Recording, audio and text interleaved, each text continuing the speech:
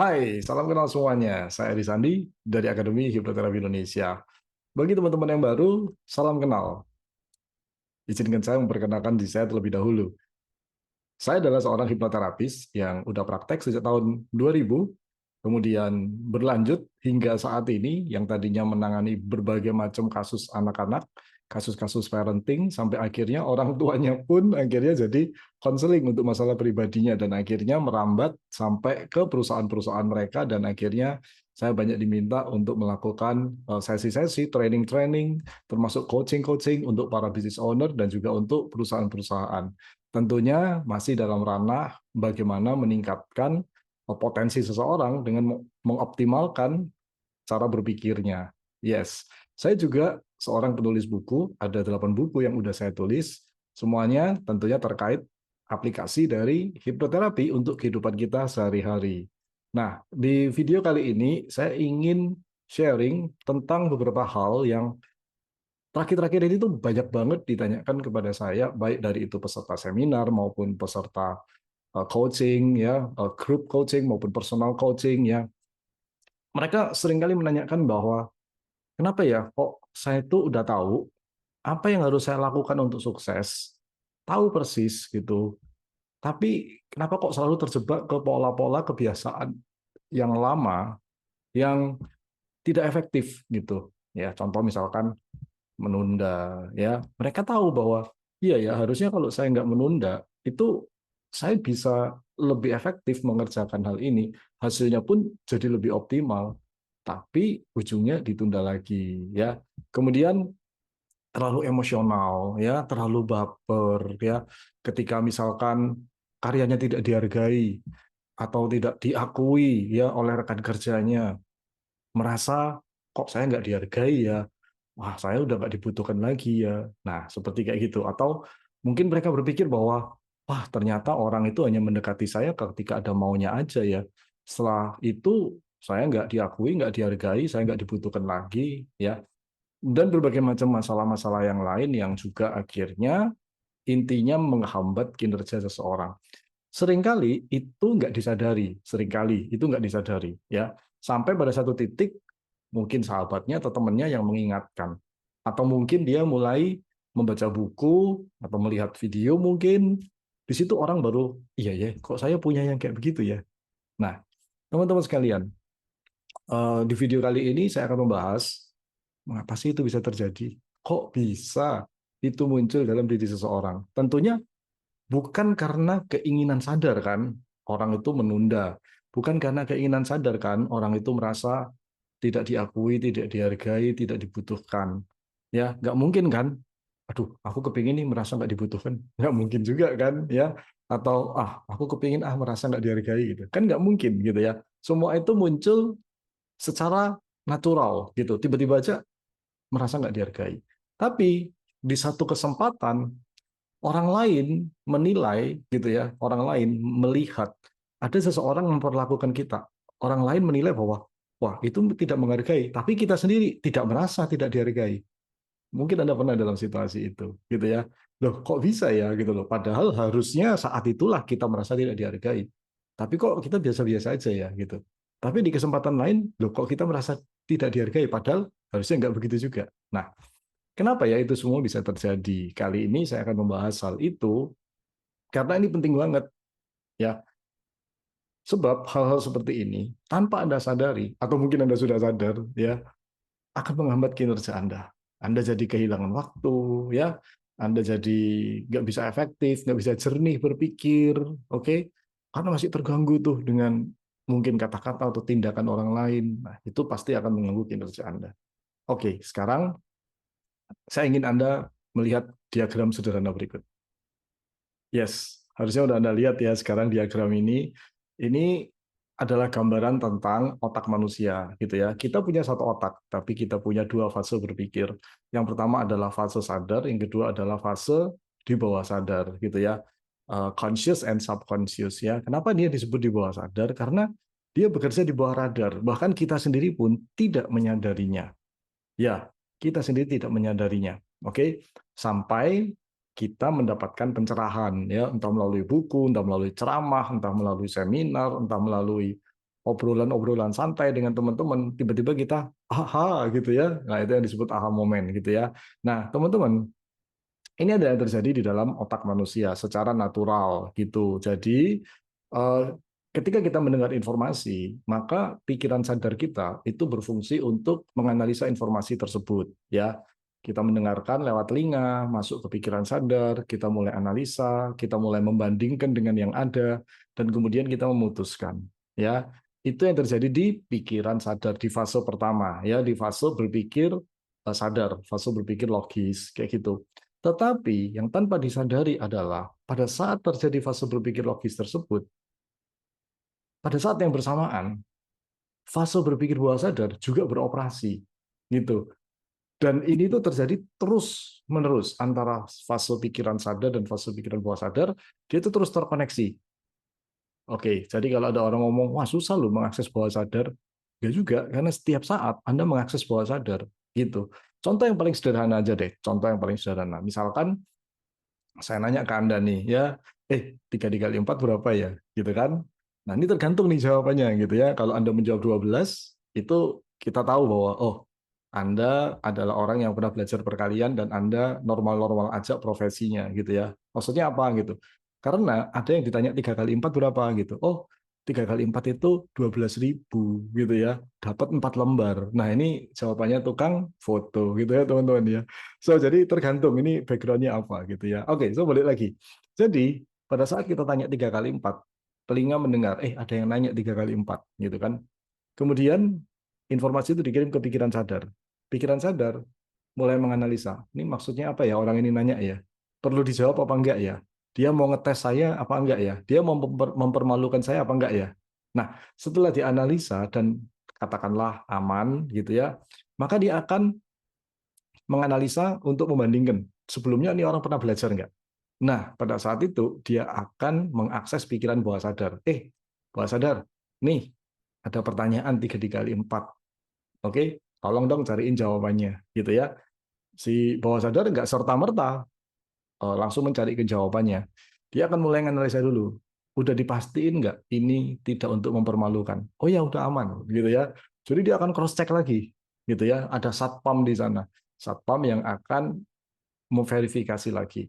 Begitu semua dinyatakan aman, oke, masuk ke gudang. Nah, panggil petugas gudang di bawah sadar, yaitu memori jangka panjang, gitu ya ceritanya ya. Tanyain nih, 3 kali 4 cariin dong filenya. Oh ya udah, dia udah pernah dulu belajar pertama kali usia 6 tahun. Wah ini filenya. Oh, oke 12 nih diambil gitu ya. Kemudian diserahkan kepada si satpam yang tadi yang menjaga perbatasan pikiran sadar dan bawah sadar gitu ya. Serahkan nih filenya gitu ya. Nah teman-teman di sini itu bisa terjadi yang namanya fase lupa gitu. Ketika satpamnya pergi ngopi gitu ya. Loh, terus ini jawabannya dikasih ke siapa nih gitu kan ya? Karena satpamnya nggak ada gitu ya. Itu namanya fase lupa gitu ya.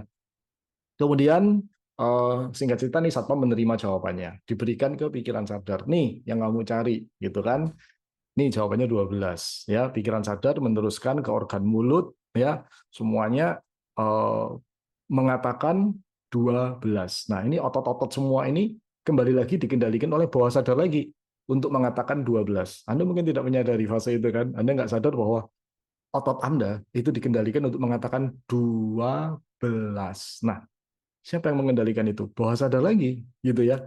Anda mungkin berpikir, ya ini otomatis gitu. Kita seakan-akan kayak menerima sebagai ya udah normalnya begini gitu. No, itu bawah sadar yang mengendalikan semua otot kita mengatakan 12 gitu. Jadi itu fasenya itu begitu rumit gitu ya sebenarnya teman-teman sekalian ya, gitu. Oke, kita tidak membahas yang fase yang itu ya, gitu ya. Jadi yang saya mau bahas sekarang adalah tentang bagaimana seorang bisa punya perilaku buruk dan dia sadar, tapi dia nggak bisa berubah. Kan gitu ya? Oke.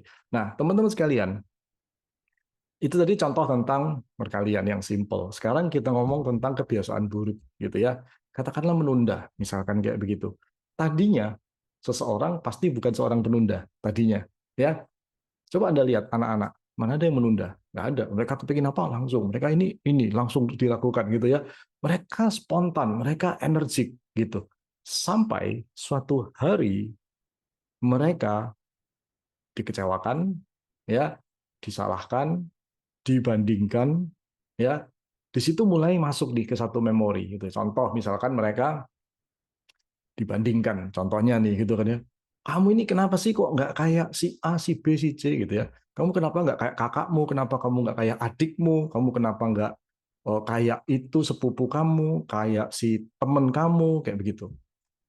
Di situ dia merasa sakit hati, dia merasa kecewa, kok saya nggak diakui, kok saya nggak dihargai, kok saya dibandingkan seperti itu gitu ya. Intinya dia merasa kecewa, masuk ke memori jangka panjang, oke, tersimpan di sana.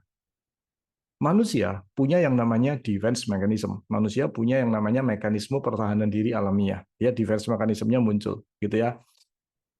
Kali berikutnya dia menemui situasi yang sama, maka dia akan berpikir, tunggu, tunggu, tunggu, tunggu. Jangan dulu, jangan dilakuin. Nanti kalau kamu lakuin, kamu akan dibandingkan lagi seperti yang kemarin. So, pada saat itu, tanpa dia sadari, dia mulai belajar menjadi seorang penunda. Gitu kan ya? Gitu. Terus dia tunda, dan ternyata benar, dia selamat dari kejadian yang seperti yang lalu. Makin confirm bahwa, oh begini caranya, menghindari supaya aman, supaya tidak dibandingkan, supaya tidak disalahkan lagi, supaya saya tetap tampak baik. Oh gini caranya. Disinilah dia mulai belajar mengembangkan kebiasaan menunda tanpa disadari. Dan ini dibawa terus sampai dia remaja, sampai dia dewasa, makin konform dengan banyak kejadian, ya sampai akhirnya dia ngalami konflik. Gitu. Konfliknya apa? Satu sisi itu menyelamatkan diri dia dari kejadian buruk. Ya, penundaan itu menyelamatkan diri dia dari hal-hal buruk untuk tidak mengulang seperti yang dia pernah alami di masa lalu. Tapi satu sisi, dia sekarang mulai sadar nih. Ini si orang yang udah jadi dewasa, yang tadinya anak-anak jadi dewasa ini, mulai sadar. Ini sebenarnya saya bisa kerjakan lebih baik. Tapi karena saya tunda, saya kehabisan waktu. Akhirnya ya sudah, saya kerjakan aja sebisanya. Gitu kan. Tapi dia merasa nggak nyaman gitu dengan itu. Nah, disinilah mulai terjadi konflik. Gitu ya. Mulai bingung gitu ya. Akhirnya dia buat keputusan, oke, next time saya nggak akan tunda lagi. Saya akan lakukan aja pokoknya. Oke, tibalah yang disebut next time tadi, gitu kan? Saat itu dia berusaha, oke saya mau lakuin nih, gitu kan ya. Tapi pikiran bawah sadarnya dia mengatakan, ingat yang kemarin, ingat yang dulu, ingat tuh yang kamu masa kecil tuh, ingat tuh. Nanti kamu dibandingin lagi. Oh iya ya gitu. Nah, bawah sadar Anda mengendalikan otot Anda, perilaku Anda, gitu kan ya. Yang membuat akhirnya Anda menunda lagi. Dan akhirnya Anda frustrasi. Aduh, padahal kemarin aku udah janji loh tidak menunda. Nah, itu yang terjadi gitu ya. Akhirnya orang itu menjadi eh, sadar tentang apa yang menghambat dia, tapi dia nggak bisa keluar dari sana karena dia tidak punya kesadaran yang kuat untuk mengalahkan apa yang ada di bawah sadar atau di memori jangka panjangnya tadi. Sehingga akhirnya penundaan itu terus terjadi berulang-berulang, dan terus berulang. Rekan-rekan sekalian, teman-teman sekalian, ini terjadi di semua kebiasaan yang lain. Yang temperamental tadi, yang gampang merasa tersinggung, yang gampang merasa disolimi, gitu ya. Sebenarnya semua itu hanyalah pengulangan yang terjadi di masa kecil Anda sebenarnya. Kejadian-kejadian yang Anda alami hari ini itu hanyalah sebuah pengulangan-pengulangan. Tanpa sadar, Anda menarik kejadian-kejadian itu terjadi lagi dalam kehidupan Anda. Karena Anda belum melepaskan luka-luka yang di masa kecil Anda. Sehingga itu keep going on ya, sehingga itu terus terjadi. Anda selalu menarik orang yang memperlakukan Anda seperti itu. Anda menarik situasi dan kejadian yang membuat Anda mengalami perlakuan seperti itu. Oke? Nah, sekarang bagaimana caranya lepas dari hal tersebut? Oke, saya akan bahas itu di video yang berikutnya. Ini akan bersambung ya. Tetapi saya ingin tahu siapa yang mengalami hal seperti yang tadi saya ceritakan, sadar tentang apa yang menghambat Anda, tapi Anda nggak bisa lepas. Nah, Anda boleh tulis di kolom komentar gitu ya. Anda boleh sharing ya.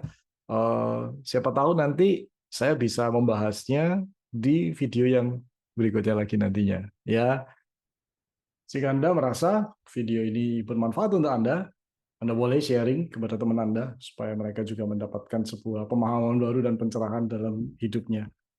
Dan kita akan ketemu di video berikutnya. See you.